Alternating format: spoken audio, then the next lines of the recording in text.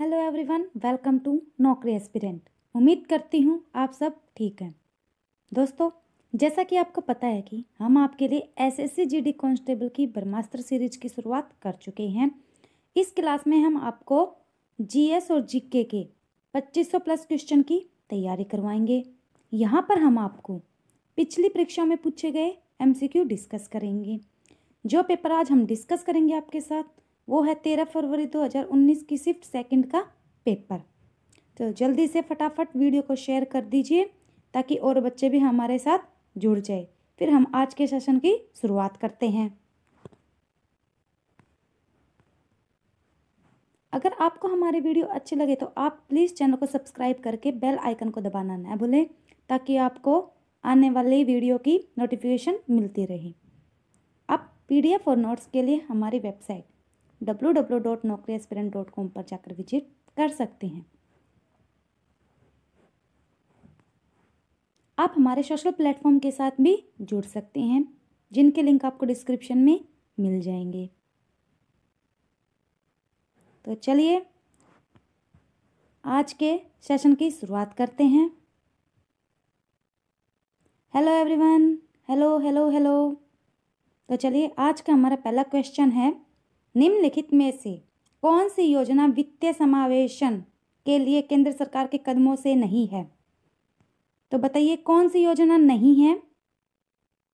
प्रधानमंत्री सुरक्षा बीमा योजना, प्रधानमंत्री जन धन योजना, प्रधानमंत्री जीवन ज्योति बीमा योजना, प्रधानमंत्री उज्ज्वला योजना। तो बताइए कौन सी नहीं है? वेरी गुड, बताइए। तो हमारा सही जवाब है प्रधानमंत्री उज्ज्वला योजना। यह केंद्र सरकार के कदमों से नहीं है। क्यों नहीं है? यह है बीपीएल घरों में महिलाओं को मुफ्त एलपीजी कनेक्शन प्रदान करने वाली योजना है। आगे बढ़ते हैं।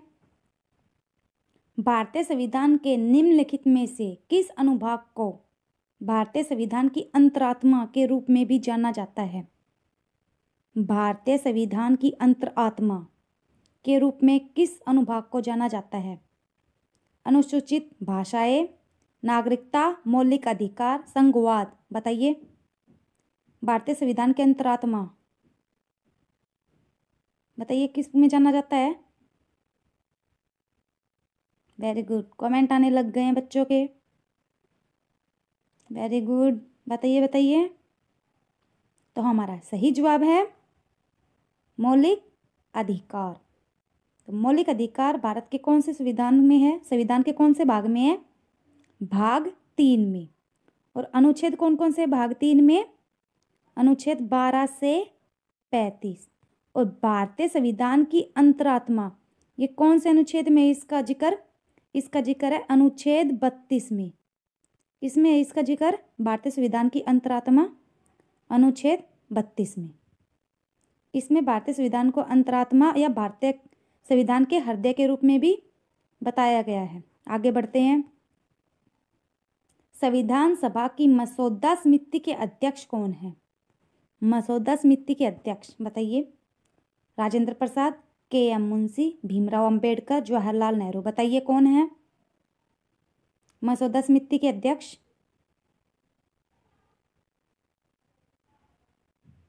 वेरी गुड, कमेंट आने लग गए हैं बच्चों के।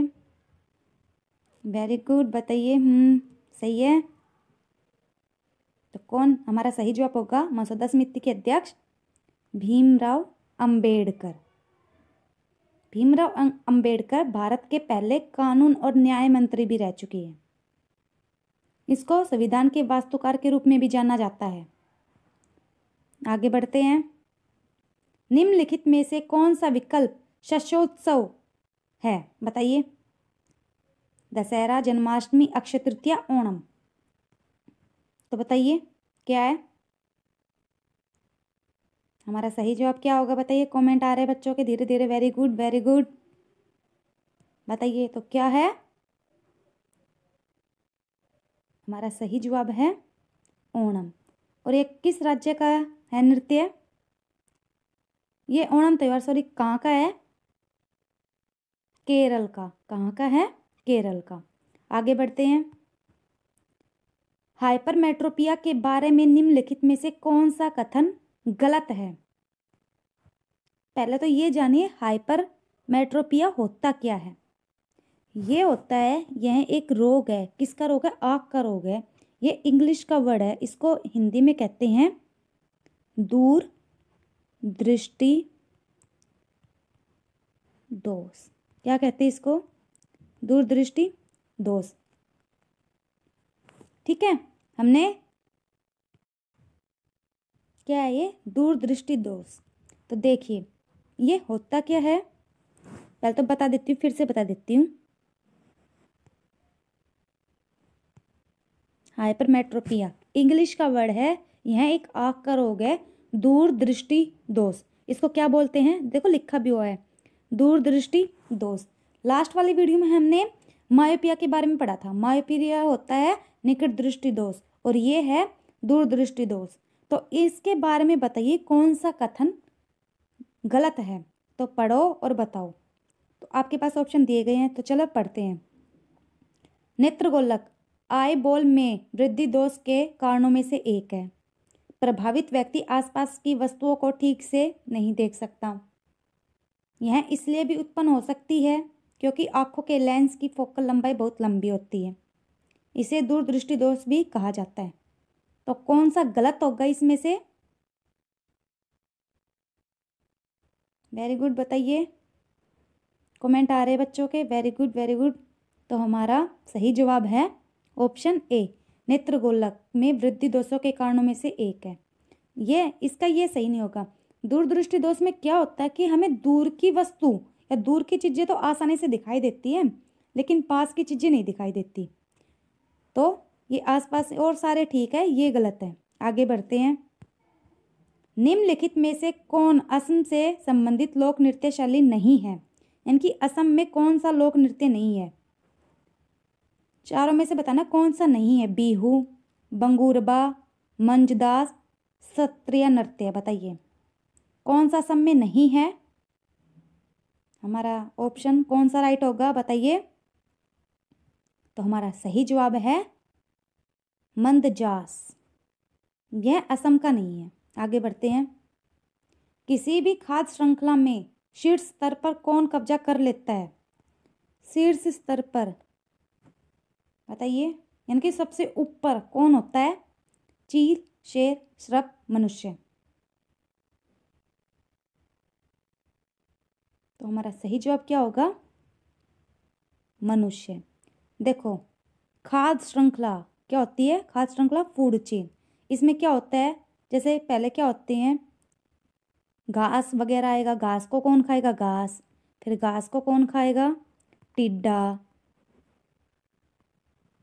घास को कौन खाएगा? टिड्डा।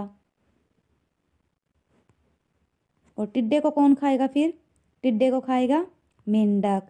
और मेंढक को कौन खाएगा? मेंढक को कौन खाएगा बताओ? सांप। सांप को कौन खाएगा? चील। ऐसे होगा ना। तो ये ऐसे खाद्य श्रृंखला होती है, और ये नहीं कह सकते कि चील को मनुष्य खाएगा, ऐसे नहीं है। लेकिन सर सबसे शीर्ष पर कौन होता है? मनुष्य होता है। ऐसे फूड चेन चलती रहती है। ऐसे एक अलग होती है शेर का भी आता है ऐसे, जैसे सांप, मेंढक, मेंढक के बाद ऐसे सांप आ जाएगा। ऐसे काफ़ी फूड चेन होती है।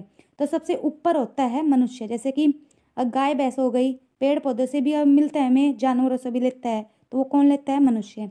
मनुष्य शाकाहारी भी होते हैं और मांसाहारी भी होते हैं, तो दोनों होते हैं ना। तो शीर्ष पर कौन कब्जा करता है? हमेशा मनुष्य करता है। आगे बढ़ते हैं। मौलाना अबुल कलाम आज़ाद माका ट्रॉफी को केंद्र सरकार द्वारा निम्न में से किसको दिया जाता है? यह क्वेश्चन लास्ट वाली वीडियो में भी आया था। बताइए माका किससे संबंधित है, किसको दिया जाता है? बताइए। आपके पास ऑप्शन दिए गए हैं। अंतर विश्वविद्यालय टूर्नामेंट के समग्र रूप में शीर्ष प्रदर्शन करने वाले विश्वविद्यालय को दिया जाता है, या वर्ष में आयोजित अंतर्राष्ट्रीय कार्यक्रम में समग्र रूप में शीर्ष प्रदर्शन करने वाले एथलीट को दिया जाता है, राष्ट्रीय स्तर के टूर्नामेंट में समग्र रूप में शीर्ष प्रदर्शन करने वाले राज्य को दिया जाता है, संवर्धन और विकास के क्षेत्र में महत्वपूर्ण भूमिका निभाने वाली कॉर्पोरेट इकाइयों को दिया जाता है? बताइए। तो किसको दिया जाता है? विश्वविद्यालय को दिया जाता है, एथलीट को दिया जाता है, राज्य को दिया जाता है, या कॉर्पोरेट इकाइयों को दिया जाता है? तो बताइए किसको दिया जाता है? आया था ये क्वेश्चन? वेरी गुड, बच्चों के कमेंट आने लग गए हैं। Very good very good. तो किसको दिया जाता है? विश्वविद्यालय को दिया जाता है ये। और लास्ट में किसको मिला था माँ का ट्रॉफी? कौन से विश्वविद्यालय को मिली थी ये पूछे तो गुरु नानक देव विश्वविद्यालय को मिली थी। आगे बढ़ते हैं। निम्नलिखित में से कौन सी गैर आवश्यक जीवन प्रक्रिया है? उत्सर्जन, पोषण, संचारण, प्रजनन। तो कौन सी है? बताइए कौन सी है? तो बताइए हमारा सही जवाब क्या होगा?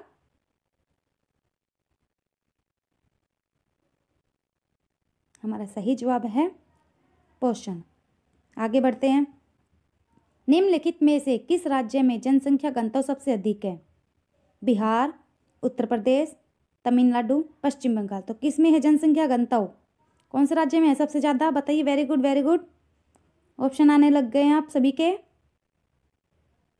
जनसंख्या घनत्व किस राज्य का सबसे अधिक है? तो हमारा सही जवाब होगा बिहार का।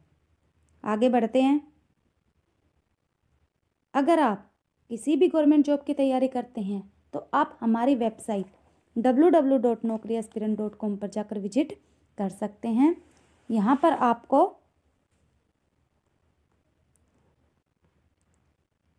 अपकमिंग एग्ज़ाम जैसे जीडी, एचटेट, सीटेट, सीटी की तैयारी भी यहाँ पर आप कर सकते हैं। आपको यहाँ पर हर एग्ज़ाम से रिलेटेड एमसीक्यू और क्यूज मिल जाएंगे। आप यहाँ स्टेट वाइज एग्ज़ाम की तैयारी भी कर सकते हैं। तो चलिए आगे बढ़ते हैं।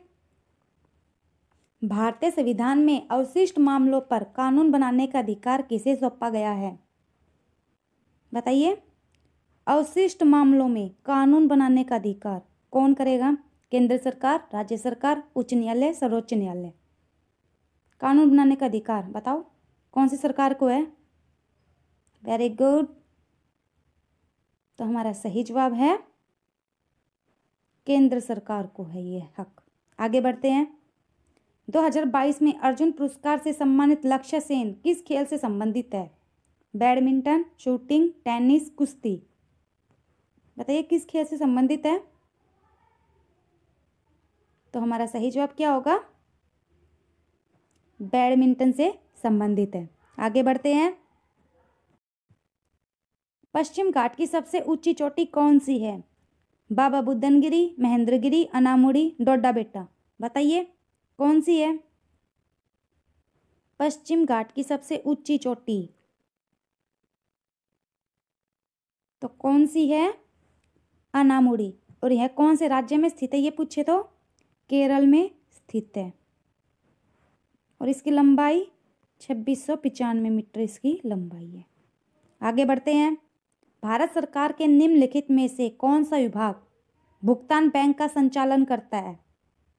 आपके पास ऑप्शन दिए गए हैं।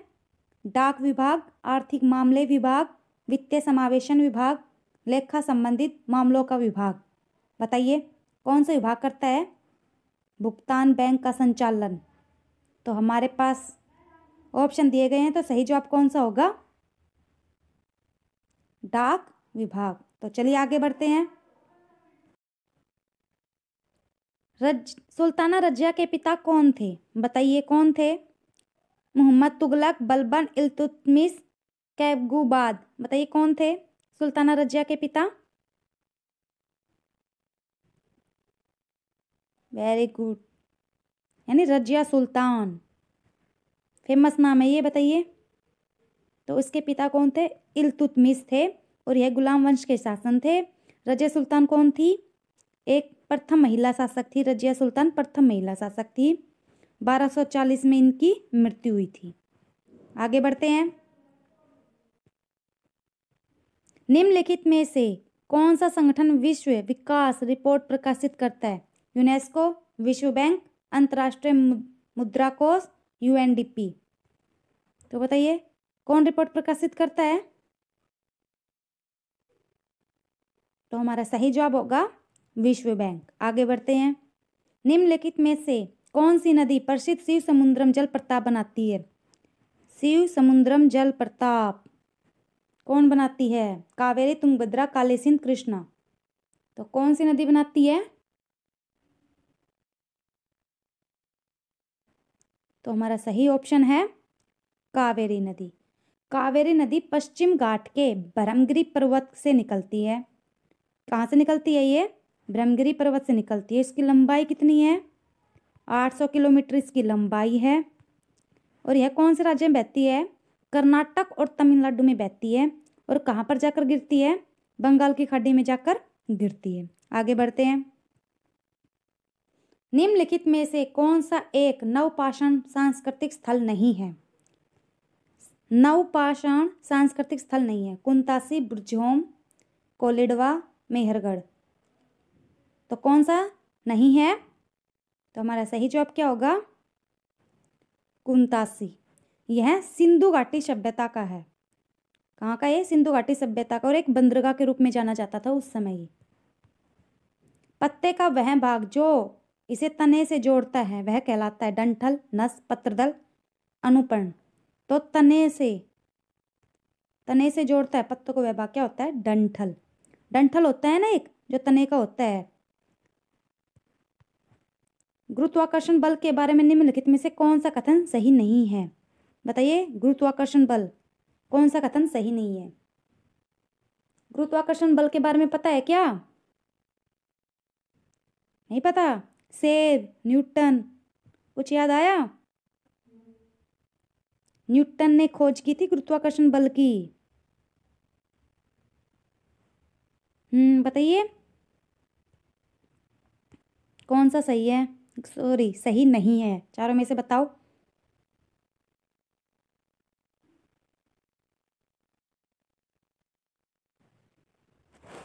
ऑप्शन पढ़ना है। तो कौन सा सही नहीं है इन चारों में से? ऑप्शन सी, यह सही नहीं है। यह वस्तुओं के द्रव्यमान के उत्पाद के व्युत्क्रमानुपाती होता है। यह सही नहीं है। गुरुत्वाकर्षण बल की खोज की थी न्यूटन ने। किसने की थी? न्यूटन ने की थी 1687 में। किसमें की थी? 1687 में की थी। इन्होंने क्या बताया था? न्यूटन ने गुरुत्वाकर्षण बल पर अपने शोध में केपलर के सिद्धांत पर भरोसा किया। यह एक दूसरे के प्रति ब्रह्मांड की प्रत्येक वस्तु के आकर्षण के लिए जिम्मेदार है। सही है। इन्होंने बताया कि हर वस्तु का अपना एक बल होता है, यानी कि धरती का भी गुरुत्वाकर्षण बल होता है, जैसे कि हर एक पिंड का अपना ही एक बल होता है, ऐसे बताया था। तो कौन सा गलत है इसमें? यह वस्तु के द्रव्यमान के उत्पाद के व्युत्क्रमानुपाती। व्युत्क्रमानुपाती का मतलब होता है उल्टा। ठीक है, तो ये वाला गलत है। आगे बढ़ते हैं। बिकमिंग शीर्षक पुस्तक के लेखक कौन है? यानी कि बिकमिंग पुस्तक किसने लिखी थी? Theresa May, Michelle Obama, Melania Trump, Shashi Tharoor. तो यह पुस्तक के लेखक कौन है? तो हमारा सही जवाब क्या होगा? Michelle Obama. कहाँ की है ये? USA। ओबामा से कुछ याद है? बराक ओबामा की वाइफ है ये, और भारत की प्रथम महिला, सॉरी भारत की नहीं, USA की प्रथम महिला भी है। भारत में स्वदेशी आंदोलन के दौरान स्वराज ध्वज किसने डिजाइन किया था? बताइए, स्वराज ध्वज। रविंद्रनाथ टैगोर, बाल गंगाधर तिलक, महात्मा गांधी। तो स्वराज ध्वज किसने डिजाइन किया था? तो हमारा सही जवाब, कमेंट आ रहे हैं बच्चों के, वेरी गुड। तो हमारा सही जवाब होगा महात्मा गांधी। आगे बढ़ते हैं। किस खिलाड़ी को हाल में ही देश के सर्वोच्च खेल सम्मान मेजर ध्यानचंद खेल रत्न 2022 से चुना गया? आपके पास ऑप्शन दिए गए। अविनाश मुकुंद साबले, ओम प्रकाश मित्रवाल, अचंत शरत कमल, विकास ठाकुर। तो हमारा सही जवाब क्या होगा? बताइए। हमारा सही जवाब है अचंत शरत कमल। देखिए दोस्तों, हम यहाँ पर हमें एक तो क्या पता चला है, सर्वोच्च खेल सम्मान कौन सा है? मेजर ध्यानचंद। ठीक है, और यह 2022 में किसको दिया गया? अचंत शरत कमल को। तो हमें यहाँ पर 3 क्वेश्चन मिल गए। सर्वोच्च खेल सम्मान क्या है? मेजर ध्यानचंद है और यह खेल से संबंधित है। और अच्युत शरत कमल, और यह अच्युत शरत कमल कौन से खेल से संबंधित है? ये पूछे तो टेबल टेनिस से। आगे बढ़ते हैं। निम्नलिखित में से कौन विश्व विरासत स्थल नहीं है? भीमबेटका शैलाश्रय, अजंता की गुफाएं, आदमगढ़ शैलाश्रय, आगरा का किला। तो कौन सा विश्व विरासत स्थल नहीं है? आपके पास ऑप्शन दिए गए हैं, तो कौन सा नहीं है? तो हमारा सही जवाब क्या है? आदमगढ़ शैलाश्रय। चलो आगे बढ़ते हैं। रामनाथ गोयनका पुरस्कार किस खेल में योगदान के लिए प्रदान किए जाते हैं? आपके पास ऑप्शन है पत्रकारिता, खेल, महिला सशक्तिकरण, ग्रामीण स्वच्छता। तो कौन से खेल से संबंधित है रामनाथ गोयनका पुरस्कार? तो हमारा सही जवाब क्या है? पत्रकारिता।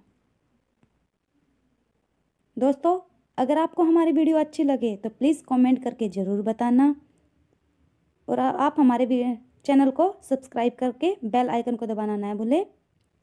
Thank you everyone.